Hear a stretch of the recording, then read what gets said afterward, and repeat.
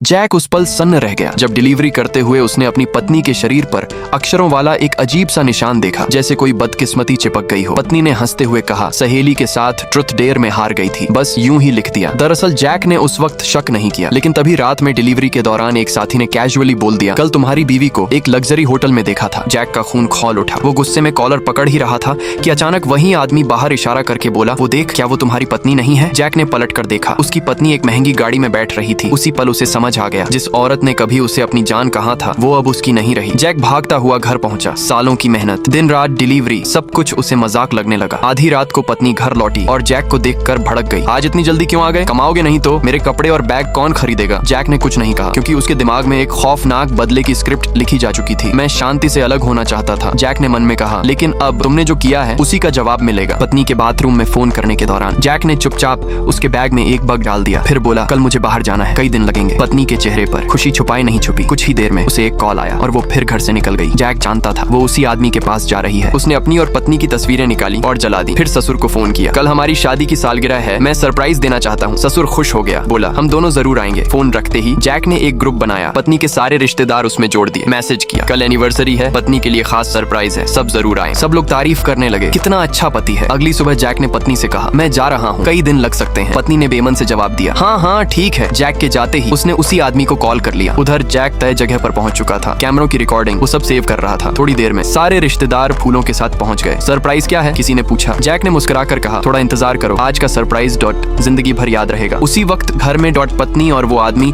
बेखौफ अपनी दुनिया में डूबे थे, ये जाने बिना कि उनका हर पल रिकॉर्ड हो रहा है। दूसरी तरफ होटल में सास गुस्से में थी। एनिवर्सरी पर सिर्फ एक फूल, मेरी बेटी ने तुमसे शादी की है, उसे कमी नहीं होनी चाहिए। जैक चुप रहा, क्योंकि अब बोलने का नहीं, सब कुछ दिखाने का वक्त आ चुका था।